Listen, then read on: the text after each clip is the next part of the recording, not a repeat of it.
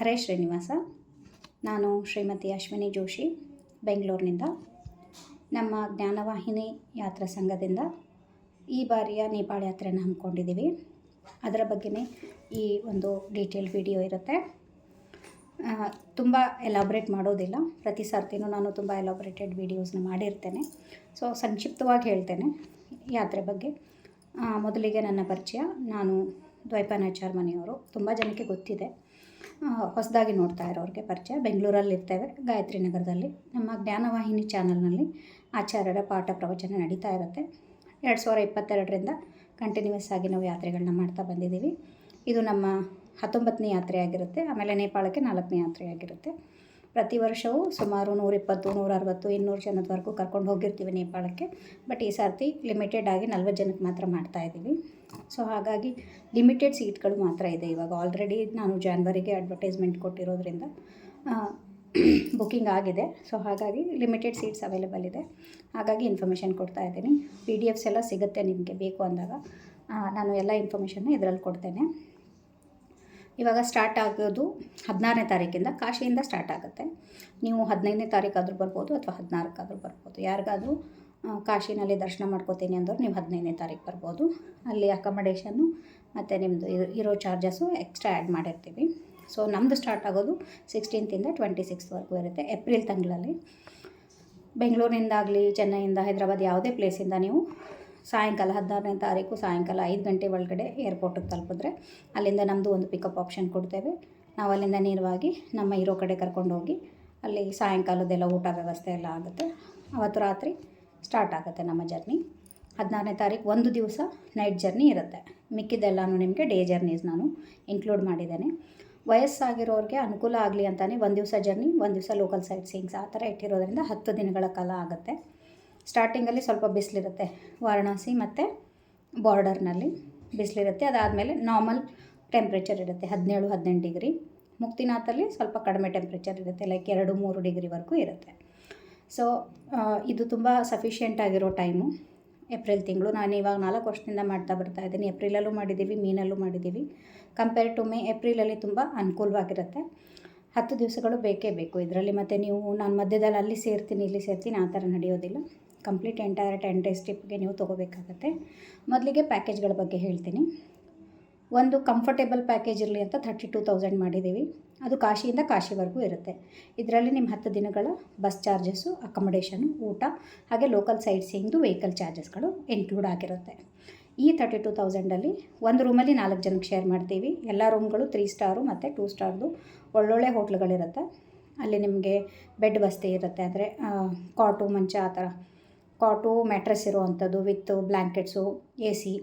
ಎಲ್ಲಿ AC ಅವಶ್ಯಕತೆ ಅಂದರೆ AC ಪ್ಯಾಕೇಜ್ ತೊಗೊಂಡಾಗ ಅದು ಆನ್ ಚಾರ್ಜಬಲ್. ನಿಮಗೆ ಬಾರ್ಡರ್ ಬಳಿ ಮಾತ್ರ AC ಬೇಕಾಗುತ್ತೆ. ಆವಾಗ ನೀವು ಹೇಳಿರೋ ರೂಮ್ಗೆ ರಿಕ್ವೆಸ್ಟ್ ಮಾಡಿದ್ರೆ ಅದು ಚಾರ್ಜಬಲ್ ಬೇಸಲ್ಲಿ ACಗಳನ್ನ ಆನ್ ಮಾಡಿ ಕೊಡ್ತಾರೆ. ಅದರ್ವೈಸ್ AC ಬೇಕಾಗೋದಿಲ್ಲ ಎಂಟೈರ್ ಟ್ರಿಪ್ಪಲ್ಲಿ.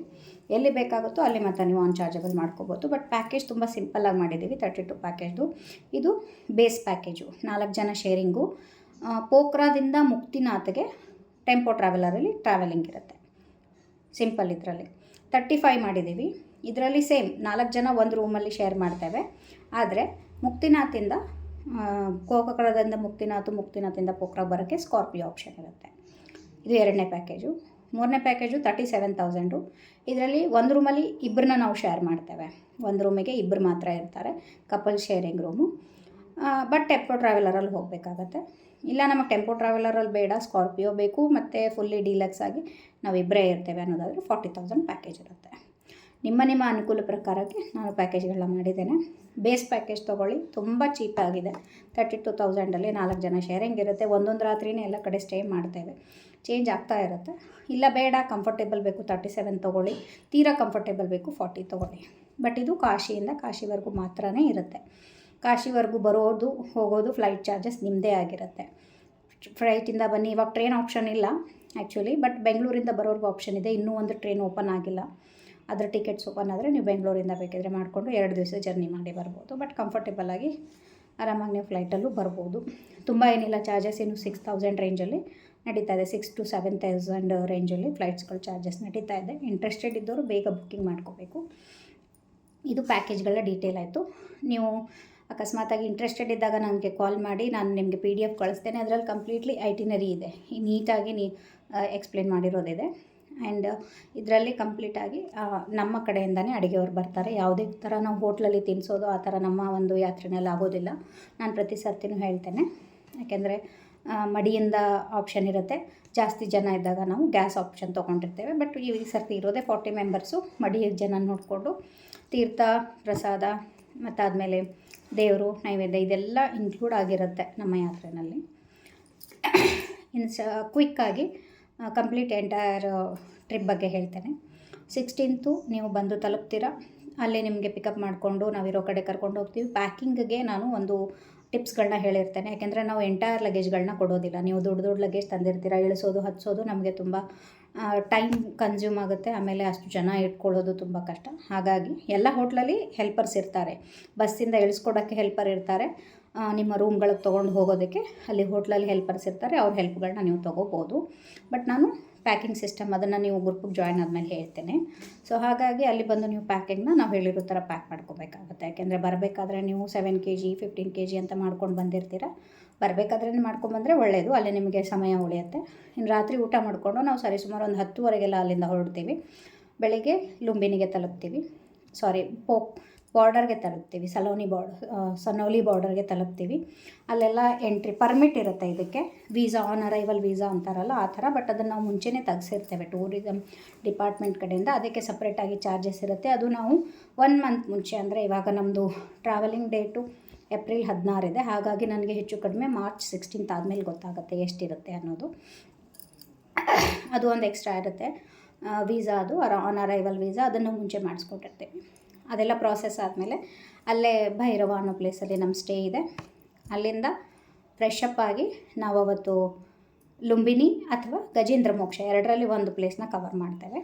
ನೆಕ್ಸ್ಟ್ ಡೇ ಹೆಚ್ಚು ಕಡಿಮೆ ಗಜೇಂದ್ರ ಮೋಕ್ಷ ತುಂಬ ದೂರ ಇರೋದ್ರಿಂದ ಅವತ್ತು ಗಜೇಂದ್ರ ಮೋಕ್ಷ ಕವರ್ ಮಾಡಿ 17ನೇ ತಾರೀಕು ಇದು ಕಂಪ್ಲೀಟ್ ಆಗುತ್ತೆ. 18ನೇ ತಾರೀಕು ಬೆಳಿಗ್ಗೆ ಬೇಗ ಫಲಹಾರ ಮುಗಿಸ್ಕೊಂಡು ನಾವು ಲುಂಬಿನಿ ನೋಡ್ಕೊಂಡು ಬರ್ತೇವೆ.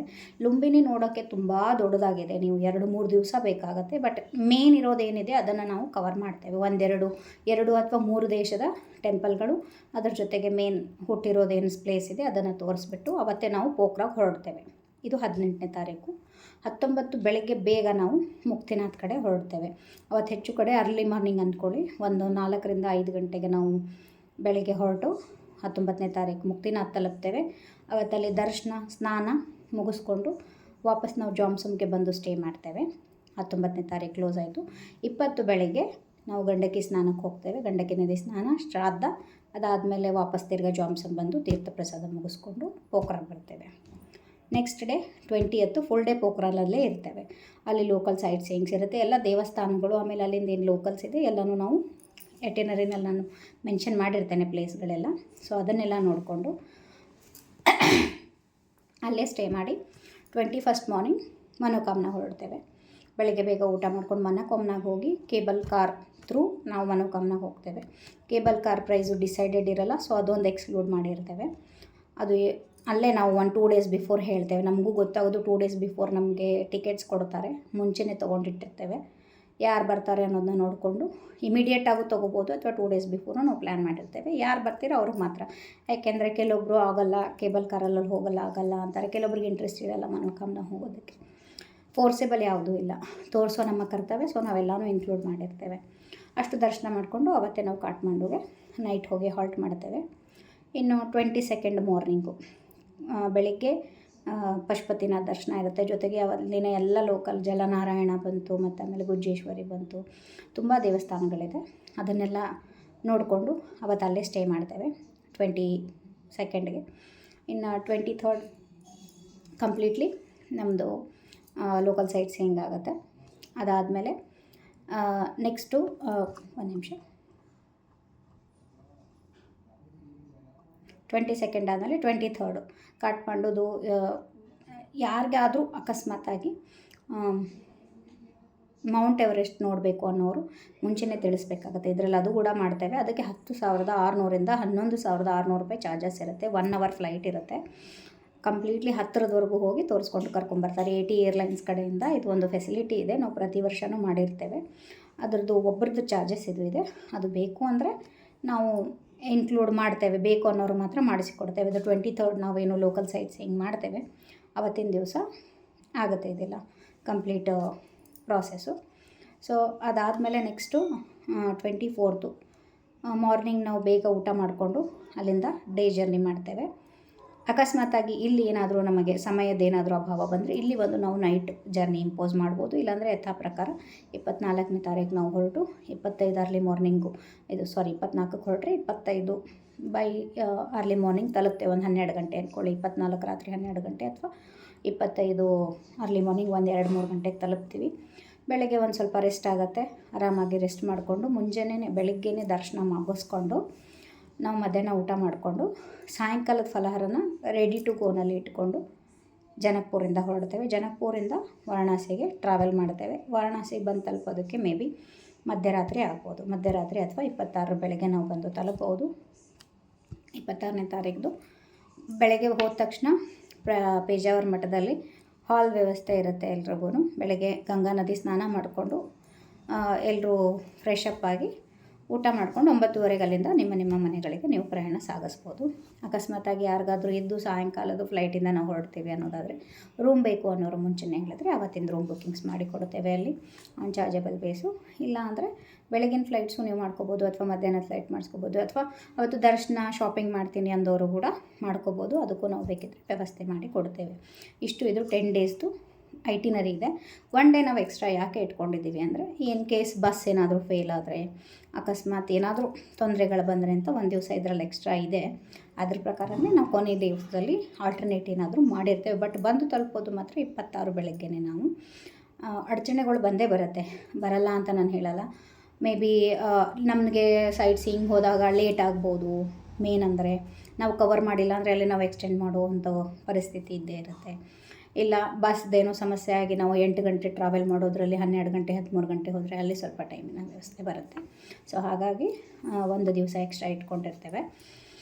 Complete entire trip 2x2 semi sleeper bus, 8 suspension bus ಇರುತ್ತೆ. ತುಂಬ ಒಳ್ಳೆ ಬಸ್ಸು. ಸುಮಾರು 2 ವರ್ಷದಿಂದ ನಾವು ಅದೇ ಕಂಪನಿಯವ್ರ ಜೊತೆಗೆ ಟೈ ಅಪ್ ಮಾಡ್ಕೊಂಡಿರೋದ್ರಿಂದ ಸರ್ವಿಸು ತುಂಬ ಚೆನ್ನಾಗಿದೆ. ವೆಲ್ ಟ್ರೈನ್ಡ್ ಡ್ರೈವರ್ಸ್ ಇರ್ತಾರೆ, ವೆಲ್ ಬಿಹೇವ್ ಡ್ರೈವರ್ಸು ಮತ್ತು ಕ್ಲೀನರ್ಸ್ ಇರ್ತಾರೆ, ತುಂಬ ಹೆಲ್ಪ್ ಮಾಡ್ತಾರೆ. ಜೊತೆಗೆ ನಾವಿದ್ದೇ ಇರ್ತೇವೆ, ನಾನು ಮತ್ತು ಆಚಾರ್ಯ ಇರ್ತೇವೆ ತೀರ್ಥವಿಧಿ ಮಾಡಿಸೋದಕ್ಕೆ ಅಂತ. ಇನ್ನು ನಮ್ಮಲ್ಲಿ ಆಲ್ರೆಡಿ ನಿಮ್ಗೆ ಗೊತ್ತಿರೋ ಪ್ರಕಾರ ಫಸ್ಟ್ ಕಮ್ ಫಸ್ಟ್ ಸರ್ವ್ ಇದೆ. ಯಾರು ರಿಜಿಸ್ಟ್ರೇಷನ್ ಅಂದರೆ ದುಡ್ಡು ಕೊಟ್ಟು ರಿಜಿಸ್ಟ್ರೇಷನ್ ಅಲ್ಲ, ಕೇವಲ ಆಧಾರ್ ಕೊಟ್ಟು ಕಾರ್ಡ್ ಕೊಟ್ಟು ಯಾರು ರಿಜಿಸ್ಟ್ರೇಷನ್ ಮಾಡ್ಕೊತೀರಾ ಅವ್ರಿಗೆ ಫಸ್ಟು ಆದ್ಯತೆ ಇರುತ್ತೆ. ಹಾಗಾಗಿ ಆಲ್ರೆಡಿ ಸೀಟ್ಗಳು ಬುಕ್ ಆಗಿದೆ. ಇನ್ನೂ ಇರೋ ಸೀಟ್ಗಳನ್ನ ಅಲಾಟ್ ಮಾಡ್ತೀವಿ. 8 ಸಸ್ಪೆನ್ಷನ್ ಗಾಡಿ ಇರೋದ್ರಿಂದ ನಿಮಗೆ ಹಿಂದೆ ಸೀಟ್ ಕೊಟ್ಟರು ಅಷ್ಟೇ ಕಂಫರ್ಟೇಬಲ್ ಇರುತ್ತೆ, ಮುಂದೆ ಇದ್ರೂ ಅಷ್ಟೇ ಕಂಫರ್ಟೇಬಲ್ ಇರುತ್ತೆ. ತುಂಬ ಏನೂ ಕಷ್ಟ ಇಲ್ಲ. ಇನ್ನು ನೀವು ಏನು ಪ್ಯಾಕೇಜ್ ಆರಿಸ್ಕೊತೀರೋ ಅದ್ರ ಪ್ರಕಾರನೇ ನಾವು ರೂಮ್ ಡಿಸ್ಟ್ರಿಬ್ಯೂಟ್ ಮಾಡ್ತೇವೆ. ಆಮೇಲೆ ಇದು ಎಂಟೈರ್ 10 ಡೇಸ್ಗೆ ಯಾರಾದರೂ 2 ಶೇರಿಂಗ್ ರೂಮ್ ತೊಗೊಂಡ್ರೆ ಅವ್ರಿಗೆ ಮುಕ್ತಿನಾಥಲ್ಲಿ ಮಾತ್ರ 1 ನೈಟ್ ಮಾತ್ರ 4 ಅಥವಾ 6 ಶೇರಿಂಗ್ಗೆ ಕೊಡಲಾಗುತ್ತೆ. ಯಾಕಂದರೆ ಅಲ್ಲಿ 2 ಶೇರಿಂಗ್ ರೂಮ್ಸ್ ಇಲ್ಲವೇ ಇಲ್ಲ. ಹಾಗಾಗಿ ಮುಕ್ತಿನಾಥ ಯಾರಿಗೂ ಸಿಗೋದಿಲ್ಲ. ನೀವು 2 ಶೇರಿಂಗ್ ತೊಗೊಳ್ಳಿ ಅಥವಾ 4 ಶೇರಿಂಗ್ ತೊಗೊಳ್ಳಿ, 1 ನೈಟ್ ಮಾತ್ರ ಅಲ್ಲಿ ಅಡ್ಜಸ್ಟ್ ಮಾಡ್ಕೋಬೇಕಾಗತ್ತೆ. ಇನ್ನು ಏನೇನು ಎಕ್ಸ್ಕ್ಲೂಡ್ ಇದೆ ಒಂದು ಸರ್ತಿ ಹೇಳಿಬಿಡ್ತೀನಿ. ಮನೋಕಾಮನದಲ್ಲಿ ಕೇಬಲ್ ಕಾರು ಮತ್ತು ನೇಪಾಳ ಎಂಟ್ರಿಗೆ ಹೋಗ್ತಾ ಇರೋ ಪರ್ಮಿಟ್, ಇದನ್ನು ಆಲ್ರೆಡಿ ಹೇಳಿದ್ದೀನಿ. ಎಲ್ಲಾದರೂ ನೀವು ಸ್ಪೆಷಲ್ ಎಂಟ್ರೀಸು ಅಥವಾ ಸ್ಪೆಷಲ್ ಪೂಜೆಗಳು ಮಾಡಿಸಿದ್ರೆ ಅದರದ್ದು ಅಮೌಂಟ್ ಇದರಲ್ಲಿ ಆ್ಯಡ್ ಮಾಡಿರಲ್ಲ. ತೀರ್ಥವಿಧಿ ಚಾರ್ಜಸ್ಸು ಅದು ಎಷ್ಟು ಜನ ಆಗ್ತಾರೆ ಅನ್ನೋದ್ರ ಮೇಲೆ ಡಿಸೈಡ್ ಮಾಡಿ ಹೇಳಲಾಗುತ್ತೆ. ಆಮೇಲೆ ನೀವು ಸೇರಿಕೊಂಡ್ಮೇಲೆ ಮುಕ್ತಿನಾಥಲ್ಲಿ ಕುದುರೆ ಅಥವಾ ನೀವು ಡೋಲಿ ತೊಗೊಂಡ್ರೆ ಅದರ ಚಾರ್ಜಸ್ ಇರುತ್ತೆ. ಎವ್ರಿ ಇಯರ್ ಪ್ರಕಾರ 4,000ರಿಂದ 4,500 ಡೋಲಿದವ್ರು ತೊಗೋತಾರೆ, 6,000ರಿಂದ 800 ರೂಪಾಯಿ ಕುದುರೆಯವ್ರು ತೊಗೋತಾರೆ. ಅದು ಮೇ ಬಿ ಚೇಂಜ್ ಆಗಬಹುದು. ವಾರಣಾಸಿನಲ್ಲಿ ನಾವು ಯಾವುದೇ ಥರ ರೂಮ್ಗಳ ಫೆಸಿಲಿಟಿ ಮಾಡಿಲ್ಲ. ಯಾಕಂದರೆ ಹೋಗೋದು ಬರೋದು ಸಿಂಪ್ಲಿ ಒಂದು ಕಲೆಕ್ಟಿಂಗ್ ಪಾಯಿಂಟ್ ಅಂತ ಇಟ್ಕೊಂಡಿದ್ದೀವಿ ನಾವಲ್ಲಿ. ಹಾಗಾಗಿ ನಾವಲ್ಲಿ ರೂಮ್ನ ಇನ್ಕ್ಲೂಡ್ ಮಾಡಿಲ್ಲ. ಕೇವಲ ನೇಪಾಳದ್ದು 10 ಡೇಸ್ದು ಏನಿದೆ ಅದರದ್ದು ಮಾತ್ರ ರೂಮ್ಸ್ ನಿಮಗೆ ಕೊಡಲಾಗುತ್ತೆ. 17th ಇಂದ ನಿಮಗೆ ರೂಮ್ಸ್ಗಳು ಅಲಾಟ್ ಮಾಡುತ್ತೆ. ಯಾರಿಗಾದರೂ ಬೇಕು, ನೀವು 15th ಬಂದು ರೂಮ್ ಬೇಕು ಅಥವಾ 16 ನಾವು ಮಾರ್ನಿಂಗೇ ಬರ್ತಾ ಇದ್ದೀವಿ ನಮಗೆ ರಾತ್ರಿವರೆಗೂ ರೂಮ್ ಬೇಕು, ಅದು ನೀವು ಸಪ್ರೇಟಾಗಿ ಬುಕ್ಕಿಂಗ್ ಮಾಡ್ಕೋಬೇಕಾಗತ್ತೆ. ನೀವು ಡೈರೆಕ್ಟಾಗಿ ಅಲ್ಲಾದರೂ ಪೇ ಮಾಡ್ಕೊಳ್ಳಿ, ನನಗೆ ಹೇಳಿದ್ರೆ ನಾನು ಬುಕ್ಕಿಂಗ್ ಮಾಡಿ ಕೊಡ್ತೇವೆ. ನಾವೆಲ್ಲಿ ಪೇಜಾವರ ಮಠದಲ್ಲಿ ಇರ್ತಾ ಇದ್ದೇವೆ ಅಲ್ಲಿ ಅಕ್ಕಪಕ್ಕ ಬುಕ್ಕಿಂಗ್ ಮಾಡಿಸಿ ಕೊಡ್ತೇವೆ. ಇಷ್ಟು ಎಕ್ಸ್ಕ್ಲೂಡ್ ಆಗಿರುತ್ತೆ. ಸೊ ಮತ್ತೊಮ್ಮೆ ಹೇಳ್ತಾ ಇದ್ದೀನಿ, ನಿಮ್ಮ ಚಾರ್ಜಸ್ಸಿಂದ ನೀವು ವಾರಣಾಸಿಗೆ ಬಂದು ತಲುಪಬೇಕು. 32 ಪ್ಯಾಕೇಜಲ್ಲೇ ನಿಮಗೆ ಎಂಟೈರ್ ನೇಪಾಳ ಯಾತ್ರೆ ಆಗೋದಿಲ್ಲ. ಯಾಕೆಂದರೆ ಹೋಗೋ ಬರೋ ಚಾರ್ಜಸ್ ಅಪ್ರಾಕ್ಸಿಮೇಟ್ಲಿ ನಿಮಗೆ 15,000 to 16,000 ಆಗೇ ಆಗುತ್ತೆ ಫ್ಲೈಟಲ್ಲಿ. ಇನ್ನು ಕ್ಯಾನ್ಸಲೇಷನ್ ಚಾರ್ಜಸ್ ಇವಾಗ ಆಲ್ರೆಡಿ ಮುಗಿತಾ ಬಂತು, ನಾವು ಕೊಟ್ಟಿರೋ ಲಾಸ್ಟ್ ಡೇಟು ಕೂಡ. ಸೊ ಇನ್ಮೇಲೆ ಮಾರ್ಚ್ 15 to 30th ನೀವೇನು ಅಮೌಂಟ್ ಕೊಡ್ತೀರಾ ಅದರದ್ದು 50% ಕಟ್ ಆಗುತ್ತೆ. ಏಪ್ರಿಲ್ 1ನೇ ತಾರೀಕುವರೆಗೂ 75, ಏಪ್ರಿಲ್ 5ನೇ ತಾರೀಕಿಂದ 16ನೇ ತಾರೀಕುವರೆಗೂ 0 ರಿಫಂಡ್ ಇರುತ್ತೆ.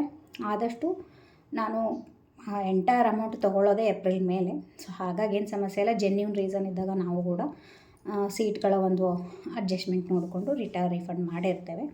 ಆದಷ್ಟು ಕನ್ಫರ್ಮ್ ಇದೆ ಅಂದ್ರೇ ನೀವು ಬುಕ್ಕಿಂಗ್ ಮಾಡ್ಕೊಳ್ಳಿ. ಯಾಕೆಂದರೆ ಈ ಬಾರಿ ನಾನು ಇಟ್ಟಿರೋದು ಕಡಿಮೆ ಸೀಟು. ಹಾಗಾಗಿ ನೀವು ಬುಕ್ಕಿಂಗ್ ಲಾಟ್ ಮಾಡ್ಕೊಂಡಿರ್ತೀರ, ಆದಮೇಲೆ ಕ್ಯಾನ್ಸಲೇಷನ್ ಮಾಡ್ಕೋತೀರಿ. ಅನಿವಾರ್ಯ ಕಾರಣಗಳಿಗೆ ನಾವಿಲ್ಲ ಅಂತ ಹೇಳಲ್ಲ, ಅದಕ್ಕೆಲ್ಲ ನಾವು ಸಪೋರ್ಟ್ ಮಾಡಿರ್ತೇವೆ. ಇನ್ನು ಹೆಚ್ಚಿನ ಮಾಹಿತಿ ಇನ್ನೂ ಇದಕ್ಕೂ ಬಿಟ್ಟು ಏನಾದರೂ ನಿಮಗೆ ಮಾಹಿತಿಗಳು ಬೇಕು ಅಂದರೆ ಇದರಲ್ಲಿ ನನ್ನ ಕಾಂಟ್ಯಾಕ್ಟ್ ನಂಬರ್ ಇರುತ್ತೆ 7676963291. ನಾನು ಪಿನ್ ಪೋಸ್ಟ್ ಮಾಡಿರ್ತೇನೆ ಕಮೆಂಟ್ ಬಾಕ್ಸಲ್ಲಿ, ಆಮೇಲೆ ಇದರಲ್ಲಿ ಡಿಸ್ಕ್ರಿಪ್ಷನಲ್ಲಿ ನೀವು ಕಾಂಟ್ಯಾಕ್ಟ್ ಮಾಡ್ಬೋದು. ಬೆಳಗ್ಗೆ ಒಂದು 10 ಗಂಟೆಯಿಂದ ಸಾಯಂಕಾಲ 6 ಗಂಟೆ ಅಥವಾ 7 ಗಂಟೆವರೆಗೂ ಕಾಂಟ್ಯಾಕ್ಟ್ ಮಾಡಿ, ಅಥವಾ ವಾಟ್ಸಪ್ ಮಾಡಿದ್ರೆ ನಾನು ಇಮಿಡಿಯೇಟಾಗಿ ರೆಸ್ಪಾನ್ಸ್ ಮಾಡ್ತೇನೆ. ಈವನ್ ನಿಮಗೆ ಬೇಕು ಅಂದರೆ ಟಿಕೆಟ್ಗಳ ಬುಕ್ಕಿಂಗು ಕೂಡ ಮಾಡಿಕೊಡ್ತೇವೆ. ಫ್ಲೈಟ್ ಟಿಕೆಟ್ಸು ಹೋಗೋ ಬರೋದು. ಅಕಸ್ಮಾತಾಗಿ ಫಸ್ಟಾಗಿ ಬರ್ತಾ ಇದ್ದೀರಾ ಅಂದರೆ ನಿಮಗೆ ಫೀಡ್ಬ್ಯಾಕ್ ಬೇಕು ಅಂದರೆ ನಾನು ಕಾಂಟ್ಯಾಕ್ಟ್ಸ್ ನಂಬರ್ಗಳನ್ನ ಕೊಡ್ತೇನೆ ಯಾತ್ರಿಕರದು, ಅವ್ರಿಗೆ ಕಾಂಟ್ಯಾಕ್ಟ್ ಮಾಡಿ ಕೇಳ್ಕೊಬೋದು. ರಿವ್ಯೂಸ್ ಅಂತೂ ಇಲ್ಲಿವರೆಗೂ ನಮ್ಮದು ಯಾವುದೇ ಥರ ತೊಂದರೆಗಳು ನಮಗೂ ಬಂದಿಲ್ಲ, ಯಾತ್ರಿಕರಿಂದ ಬಂದಿಲ್ಲ. ನಾವು ಯಾವುದೇ ಥರ ಯಾರಿಗೂ ಅಷ್ಟು ಟ್ರಬಲ್ ಮಾಡಿಲ್ಲ ಯಾತ್ರೆಗಳಲ್ಲಿ. ರಿವ್ಯೂಸ್ ಬೇಕು ಅಂದರೆ ನೀವು ಬೇಕಿದ್ದರೆ ಕಾಲ್ ಮಾಡ್ಬೋದು. ಪರ್ಸ್ನಲಿ ಮಾಡ್ತಾ ಇರೋದ್ರಿಂದ ಯಾವುದೇ ಥರ ಲಿಂಕು ಆ ಥರ ನಾನೇನು ವೆಬ್ಸೈಟ್ ಕ್ರಿಯೇಟ್ ಮಾಡಿಲ್ಲ. ತುಂಬ ನೀಟಾಗೆ ಮಾಡ್ಕೊಂಡು ಬರ್ತಾ ಇದ್ದೀವಿ. ಎಲ್ಲನೂ ಪ್ರತಿಯೊಂದು ಯಾತ್ರೆನೂ ನಾವು ನಮ್ಮ ಸ್ವಾಮಿಗಳ ಅನುಗ್ರಹದಿಂದ, ಅವರ ಮಂತ್ರಾಕ್ಷತೆಯಿಂದನೇ ಸ್ಟಾರ್ಟ್ ಮಾಡೋದು. ಹಾಗಾಗಿ ಅವರ ಒಂದು ಮಂತ್ರಾಕ್ಷಯ ಬಲದಿಂದ ಪ್ರತಿಯೊಂದು ಯಾತ್ರೆನೂ ನಿರ್ವಿಘ್ನವಾಗಿ ಮತ್ತು ತುಂಬ ಸಕ್ಸಸ್ಫುಲ್ಲಾಗಿ ನಡೆದಿದೆ ಇಲ್ಲಿವರೆಗೂ. ಯಾವುದೇ ಥರ ನಮಗೂ ಒಂದು ಸಿಂಗಲ್ ಕಂಪ್ಲೇಂಟ್ಸ್ ಇಲ್ಲ. ನಮ್ಮ ಯಾತ್ರೆಗಳಿಂದ ನಮಗೂ ನಮ್ಮ ಯಾತ್ರಿಕರಿಂದ ಯಾವುದೂ ಕಂಪ್ಲೇಂಟ್ಸ್ ಇಲ್ಲ. ಆಮೇಲೆ ಬಂದಿರೋರಿಂದನೂ ಯಾವುದೇ ಥರ ಕಂಪ್ಲೇಂಟ್ಸ್ಗಳನ್ನ ನಾವು ಇಲ್ಲಿವರೆಗೂ ಕೇಳಿಲ್ಲ. ಒಬ್ಬರಿಬ್ಬರು ಇರ್ತಾರೆ, ಅವ್ರಿಗೇನು ಹೆಚ್ಚು ಕಡಿಮೆ ಆಗಿರುತ್ತೆ, ಅದಕ್ಕೆ ನಾವು ಅಲ್ಲೇ ಅಪೊಲೈಜು ಕೇಳಿರ್ತೀವಿ ಹೆಚ್ಚು ಕಡಿಮೆ. ಇನ್ನು ಬಂದಿರೋ 40-80 ಜನಕ್ಕೆ ಎಲ್ರಿಗೂ ಸಮಾಧಾನ ಮಾಡೋದು ಕಷ್ಟ. ಯಾಕೆಂದರೆ ಕೆಲವೊಬ್ಬರು ಎಕ್ಸ್ಪೆಕ್ಟೇಷನ್ಸ್ ಇಟ್ಕೊಂಡು ಬಂದಿರ್ತಾರೆ. ಸೊ ಹಾಗಾಗಿ ಫಸ್ಟಾಗಿ ಯಾರಾದರೂ ಜಾಯ್ನ್ ಆದರೆ ಬೇಕಿದ್ದರೆ ಮನೆಗೆ ಬಂದು ಡೈರೆಕ್ಟಾಗಿ ಮಾತಾಡಿ ನಿಮಗೆ ಕನ್ವಿನ್ಸ್ ಆದಮೇಲೆ ಬೇಕಿದ್ರೆ ನೀವು ಜಾಯ್ನ್ ಆಗ್ಬೋದು. ತುಂಬ ಕಡಿಮೆ ದಿವಸ ಉಳಿದಿದೆ. ಇಂಟ್ರೆಸ್ಟೆಡ್ ಇದ್ದವರು ಬೇಗ ಕಾಂಟ್ಯಾಕ್ಟ್ ಮಾಡಿ. ಆಮೇಲೆ ಎಂಟೈರ್ ಯಾತ್ರೆಗೆ ಏನೇನು ಬೇಕಾಗುತ್ತೆ ಅನ್ನೋ ಲಿಸ್ಟ್ಗಳು ಅಂದರೆ ಕಂಪ್ಲೀಟಾಗಿ ಐಟಮ್ ಲಿಸ್ಟ್ಗಳನ್ನ ನಾವೆಲ್ಲ ಫಾರ್ವರ್ಡ್ ಮಾಡ್ತೇವೆ. ಆಮೇಲೆ ಗ್ರೂಪಲ್ಲಿ ಫೋಟೋಸು, ರೂಮ್ಸ್ ಡಿಸೈಡ್ ಆದಮೇಲೆ ಫೋಟೋಸು, ವೆಹಿಕಲ್ ಡೀಟೇಲ್ಸು ಎಲ್ಲನೂ ನಾನು ಪೋಸ್ಟ್ ಮಾಡ್ತಾ ಇರ್ತೇನೆ. ಗ್ರೂಪ್ ಕ್ರಿಯೇಟ್ ಆಗಿದೆ, ಅದರಲ್ಲಿ ಪೋಸ್ಟ್ ಮಾಡ್ತಾ ಇರ್ತೇನೆ. ಸೊ ನಿಮಗೆ completely day to day update ಸಿಗುತ್ತೆ. ನಿಯರ್ ಬೈ ಅಂದರೆ ಡೇಟ್ ಹತ್ತಿರ ಬಂದಮೇಲೆ ಸಿಗುತ್ತೆ. ಇವಾಗ ಇನ್ನೂ ಬುಕ್ಕಿಂಗ್ಸ್ ನಡೀತಾ ಇದೆ. ಒನ್ಸ್ ಹತ್ತಿರ ಬಂದಮೇಲೆ ಸಿಗುತ್ತೆ. ಪೇಮೆಂಟ್ ಆಪ್ಷನ್ನು ಕಂಪ್ಲೀಟ್ಲಿ ಒಂದು 10% ಅಂದರೆ 10,000 ನಾವು ಆನ್ಲೈನ್ ಮೂಲಕ ತೊಗೋತೇವೆ. ಮಿಕ್ಕಿ 20,000 to 25,000 what ever remaining amount ಇರುತ್ತೆ ಅದನ್ನು ನಾವು ಕ್ಯಾಶ್ ರೂಪದಲ್ಲಿ ತೊಗೋತೇವೆ. ಮುಂಚೆನೇ ಹೇಳ್ತಾ ಇದ್ದೀನಿ, ನಾನೇನು ಕಂಪನಿ ನಡೆಸ್ತಾ ಇಲ್ಲ, ಪರ್ಸ್ನಲಿ ತೊಗೊಂಡು ಶೇರ್ ಆ್ಯಂಡ್ ಕೇರ್ ಥರ ಮಾಡ್ತಾಯಿದ್ದೀವಿ, ಸರ್ವಿಸ್ ಥರ. ಸೊ ಹಾಗಾಗಿ ನಮಗೂ ಟ್ಯಾಕ್ಸ್ನ ಒಂದು ಸಮಸ್ಯೆ ಬರೋದರಿಂದ ನಾನು ಮುಂದೆ ಎಲ್ಲನೂ ಹಣದಲ್ಲೇ ವ್ಯವಹಾರ ಮಾಡಿರ್ತೇನೆ ಕಂಪ್ಲೀಟಾಗಿ. ಸೊ ಹಾಗಾಗಿ ಕ್ಯಾಶ್ ರೂಪದಲ್ಲಿ ತೊಗೊಂಡಿರ್ತೇವೆ. ಇನ್ನು ಕ್ಯಾಶ್ ಸಮಸ್ಯೆ ಆಗಿದೆ ಅನ್ನೋರಿಗೆ ಚೆಕ್ಕನ್ನು ಎಕ್ಸೆಪ್ಟ್ ಮಾಡಿರ್ತೇವೆ. ಚೆಕ್ಕು ಅಥವಾ ಆನ್ಲೈನ್ ಟ್ರಾನ್ಸಾಕ್ಷನ್ನು. ಹೊಸದಾಗಿರೋರು ಮನೆಗೂ ಬಂದು ಮಾತಾಡ್ಕೋಬೋದು. ಇನ್ನೂ ಏನೇ ಹೆಚ್ಚಿನ ಮಾಹಿತಿಗಳು ಬೇಕು ಅಂದ್ರೇ ನೀವು ಸಂಪರ್ಕ ಮಾಡಿ, ಇಮಿಡಿಯೇಟಾಗಿ ರೆಸ್ಪಾನ್ಸ್ ಮಾಡ್ತೇವೆ. ಹರೇ ಕೃಷ್ಣ.